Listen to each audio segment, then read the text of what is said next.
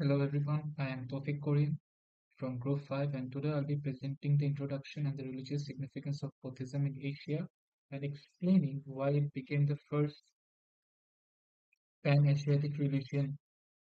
Buddhism originated in India during the 6th century BC with the teachings of Siddhartha Gautama, the Buddha. What set it apart from many earlier traditions was the universality. It wasn't restricted to one ethnic group or territory; instead it offered a path of liberation for all people through the Four Noble Truths and the Eightfold Path. A major turning point came with Emperor Ashoka of the Mauryan Empire in the 3rd century BCE. After the Kalinga War, Ashoka converted to Buddhism and used his empire to spread the faith. He sent missionaries to Sri Lanka and the Central Asia, sponsored stupas, and incrimin- inscription promoting dharma and encouraged a policy of non-violence and religious tolerance. This was the first state-backed expansion of Buddhism and helped it transcend Indian sport. So let's discuss about what makes Buddhism the first pan-Asiatic religion. Unlike many faiths tied to one culture, Buddhism adapted everywhere it has spread. Let's start with China. In China, it entered via the Silk Road during the Han Dynasty. Translations of scriptures blended Buddhist philosophy with Tao and Confucian through thought, giving rise to schools such as Tiantai, Huan, and Shan, later Zen. In Japan, Buddhism was introduced through Korea in the 6th century. It merged with Shinto beliefs through the doctrine of Honji Shuijaku, portraying Buddhas as manifestations of Shinto deities. Later, sects like Pure Land, Nichiren, and Zen made the religion accessible to both elites and commons. In Southeast Asia, Theravada Buddhism became dominant from the 11th century on. It shaped kingdoms like Bagan in Burma and Sukhothai in Thailand, emphasizing monastic education, Pali texts, and merit-making rituals that tied religion and kingship and agrarian society. The religious significance of Buddhism lies in its ability to cross cultural and political boundaries. It promised universal salvation, transcending caste, ethnicity, and class. At the same time, Buddhist monasteries became center of education, charity, and economic activity, influencing both its spiritual and everyday life. Of course, Buddhism also faced decline. In India, it faded during the Gupta period as Hinduism resurged.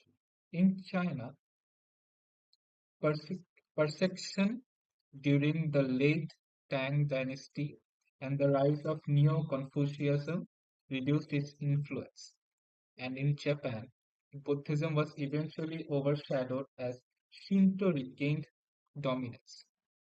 Yet, despite all this setback, Buddhism left a permanent imprint on the cultural and the intellectual life of Asia. So, so to conclude, the Buddhism was Asia's first true pan-Asiatic religion. It began as a small movement in India, spread with the help of emperors and monks, and evolved into diverse traditions across China, Japan, and Southeast Asia. Its universality, adaptability, and deep cultural influence shows us how a religion can unite people across vast regions while still embracing the local traditions. Thank you so much.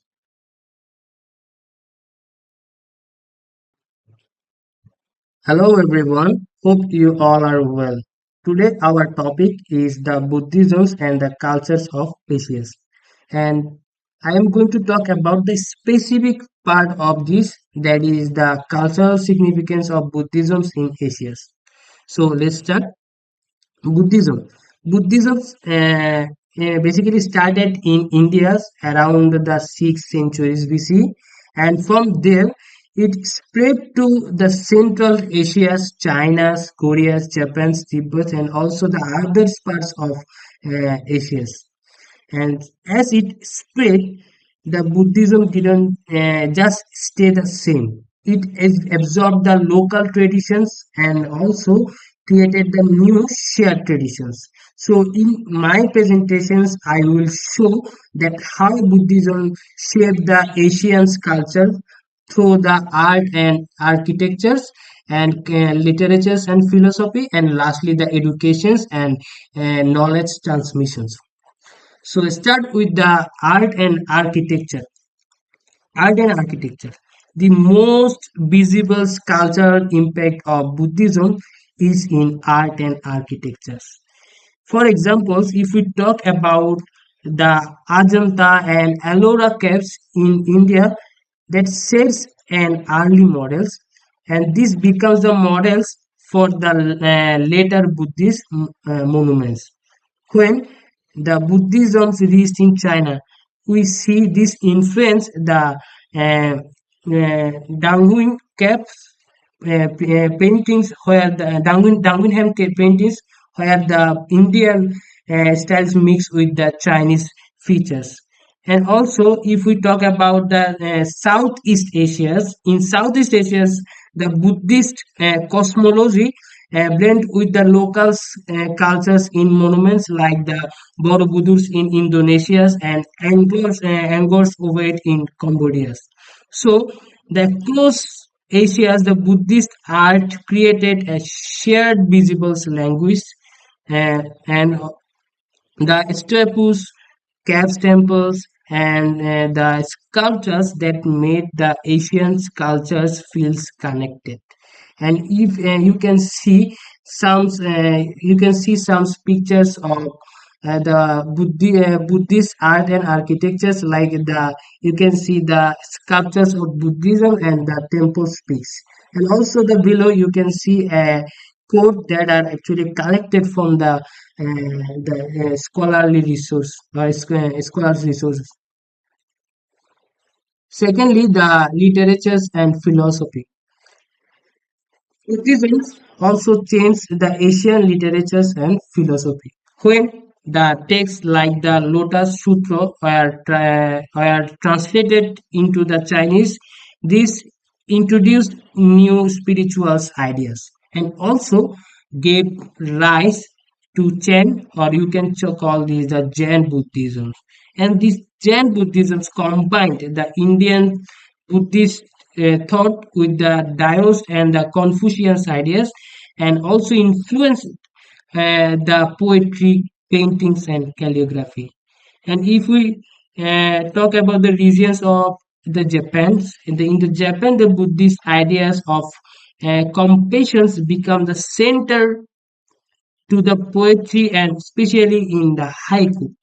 And also in the Southeast Asia, the Theravada Buddhism takes taught the values like the morality, disciplines, and completions, and this shows that the Buddhist philosophy enriched the literatures and gave Asia the new way to think and express their cultures. Lastly, the educations and knowledge. The the Buddhist monasteries also become the great centers of educations. If we talk about the most famous one, that is the Nalanda University, that was situated in the India, which attract the students from China, Korea, Tibet, and other parts of the world. And moreover, the Chinese monks The Chinese monks basically carried back the Buddhist texts from the Indias and which shaped the Buddhisms in their own country. And in Tibet, the teachers like the Atisha created the systems of Buddhist learnings that lasted the centuries. Monasteries also taught the subjects beyond religion, such also the medicines and astronomy. And if we talk about the Southeast Asia, they offered educations to local communities and become the cultural hub. So this actually shows that how Buddhist learning networks shaped or spread the both spiritual and practical knowledge, creating a shared intellectual cultures across the Asias. And also, beside you can see the pictures of Nalanda University and also the monks actually teaching the students. And if you look below, you can see a course that are collected from the scholars. And lastly, in a nutshell, the Buddhism deeply shaped the Asian cultures, and it created the monuments and art styles that spread across the continent. And just one thing I want to say that is the Buddhism united the Asia not only as a religion but also as a cultural traditions. That is all from my side. Thank you, everyone.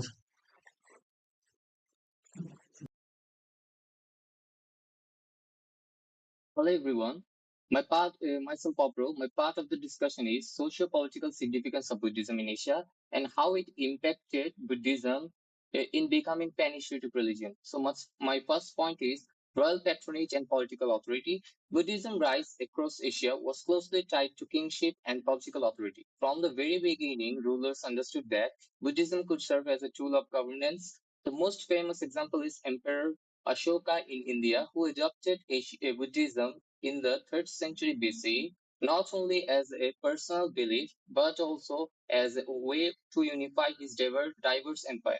He portrayed himself as the moral protector of his people, grounding royal power in ethical and religious legitimacy. This model spread across Asia, and we can see in Japan, emperors used Buddhism as state ideology, and in China, dynasties supported Buddhist temples and texts. And in Tibet, in Tibet, kings invited Buddhist masters to institutionalize new traditions. Everywhere, rulers found in Buddhism both moral justification and a new way to strengthen their political authority. So here you can see the Ashoka depicts, which shows royal patronage and also quotes from scholarly resources. So my next point is trans-regional monastic and commercial networks. Buddhism also spread through vast networks of trade and monastic travels. Monks often journeyed alongside merchants on the Silk routes and maritime routes, carrying trades, relics, and icons across Asia. Great centers like Nalanda in India, Bihar, became international universities attracting students from China, Korea, and Southeast Asia. Similarly, Srivijaya in present-day Indonesia grew into both a thriving Buddhist hub and a maritime trading power. These places linked commerce with scholarship, ensuring that Buddhism circulated not only as a religion but also as part of the economic and intellectual livelihood of Asia. So here we can see the Srivijaya Empire map and also a scholarly quotes. So my next point is doctrinal adaptability and cultural flexibility. So a major reason Buddhism endured and spread so widely was its adaptability. Okay, so instead of remaining rigid, it absorbed local traditions and transformed within different cultural settings. In China, Buddhism blended with Confucian and Taoist ideas, while in Tibet it incorporated Bon rituals and gave rise to Vajrayana traditions that supported kingship. By localizing itself, Buddhism stayed relevant to new societies while still maintaining a universal goal of teaching. This ability to adapt made it more resilient and attractive compared to other belief systems that were tied in one ethnic and cultural identity. So here you can see a Buddhist moral of Tibet, which shows the doctrinal adaptability and cultural flexibility across Asia. So my next topic, makes next point is Buddhism as a diplomatic and cultural bridge. Beyond politics and commerce, Buddhism became a shared cultural language that connected states.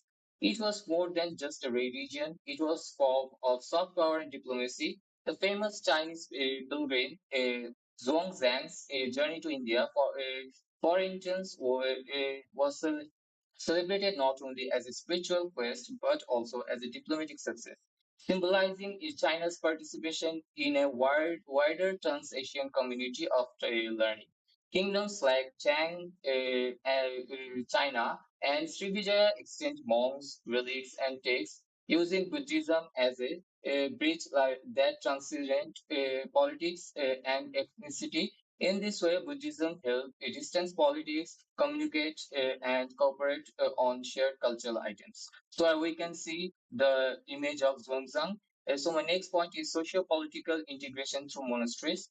So monasteries themselves become socio-political institutions. They were not only spiritual center but also major landowners, economic hubs, and political advisors. In Southeast Asia, farmers often donated tax-free land to monasteries, strengthening ties between throne and sangha. In China, monasteries provided education and relief. In Tibet, a king advised and shaped governance. By combining spiritual authority with material and political influence, monasteries helped embed Buddhism into the daily life of the states and societies across Asia. So here we can see the image of Nalanda Mahavihara and a quote from secondary scholar resources. So thank you, everyone. Hello everyone, Assalamu alaikum. I am Shahriar Hussain, and today I'll be explaining the economy aspect of Buddhism in Asia and Pan-Asia from the 3rd BCE to the 13th CE. First of all, we have to understand that Buddhism was never just a religion that spread because of its simple message, even though the message was simple and the lifestyle was fairly tranquil and neutral, but there was a huge economic aspect embedded to it from the very beginning. From the very beginning, the religion was funded and patronaged by the most influential figures within this region, the Asian region. The rulers themselves, they funded the temples, they funded the lands, they gave away lands, tax exempt lands to build these temples. And from that, we get these monastic trade hubs was built that were built on the Silk Roads that facilitated many things for the travelers and the businessmen that went to use those roads at that time. These monastic hubs were used for lodging, for translation, for credit when the merchants were low on cash. So, as a result, there was a sense of trust and neutrality that these monastic hubs created for the traders and the travelers. And as these lands were out of tax, that means out of the tax code, so these lands were tax exempt, and there was always economic activity happening in those houses. Those monasteries were always packed with cashes. They were always liquid, so they started to be go-to place for landlords and being financiers.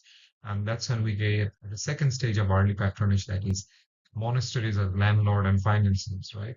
So institutions like Nalanda and Tangira monasteries held huge states and operated workshops, managed community services for the whole population, for the general civilians to uh, interact with the community and to help the community to build the community, right? But in the process, they started becoming this go-to bank which finances someone's endeavor to business, someone's endeavor to grow new crops, try something new out. They became the financiers of that. And as uh, as people started seeing these monasteries as a place of neutrality and place where there is structures and trade and commerce happens, it becomes a place of trust and a place where stability exists. There comes inns, food markets, artisans to practice arts. So that's where we get the most peak stage of Buddhism and in its form of monasteries, that is the pilgrimage state.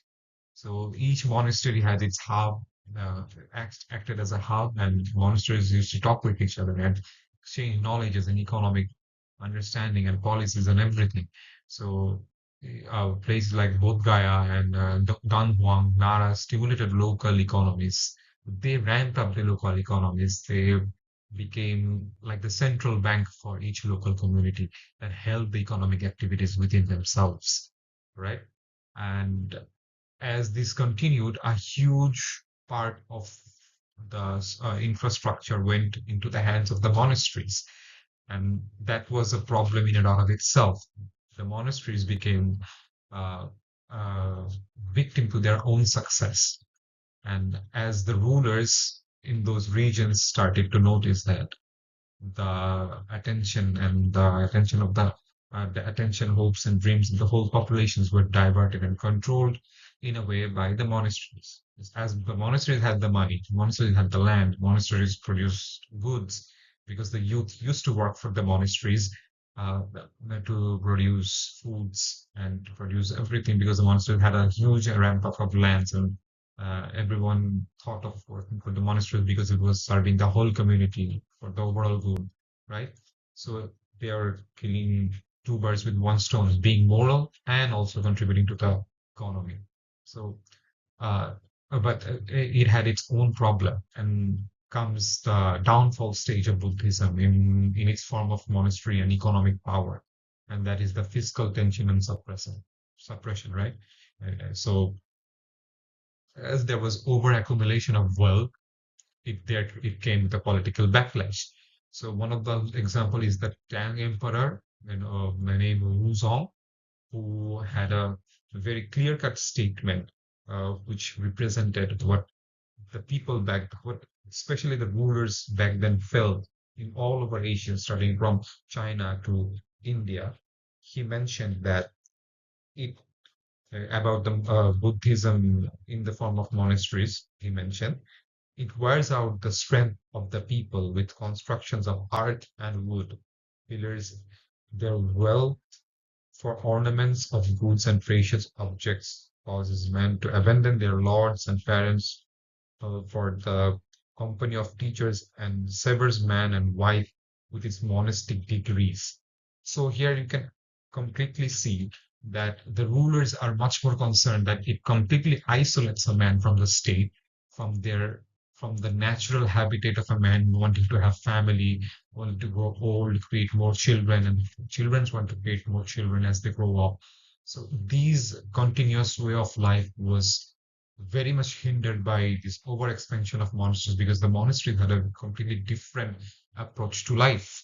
They had a very communal sense where they kind of give up having family, give up having children, work for the overall good, work for what you have in peace and tranquility, work only if you need to, or only for the amount that you need, right? So there was no ambition to begin with. There was discipline, there was structure, but no ambition. So there is no growth, and that was harming the dynasty, and it was very much felt by the whole rulers. And this became the last straw that broke the whole monastral uh, network, and as a result, was taken away from them, and it became the cause of their downfall. So even though at the start, it's the beginning, the monasteries were funded by the state, and but at the end of its time, the uh, uh, it became a victim of its own success. So to conclude, and the final understanding is that uh, Buddhism had its own economic engine that stimulated trade, commerce, and agriculture throughout the local region, starting from India to China, obviously. It had its own way of distribution. It had its own way of carving the economy into its own imagination and philosophies. It controlled and completely dismembered the previous state of the economic distribution and economic working, and completely transformed Asia something new, and the trade and commerce flows into something new, and showed newer systems that could be approached, but also showed that uh, uh, a religion that spread with such with help from the rulers themselves became a victim of its own success, uh, from start to the from its start and then in the end. So I think Buddhism does not only have a social, uh, political, and religious aspect that has a huge footnote to it, and also spiritual aspect that has a huge footnote, but it also had an economic aspect that has a huge footnote to it.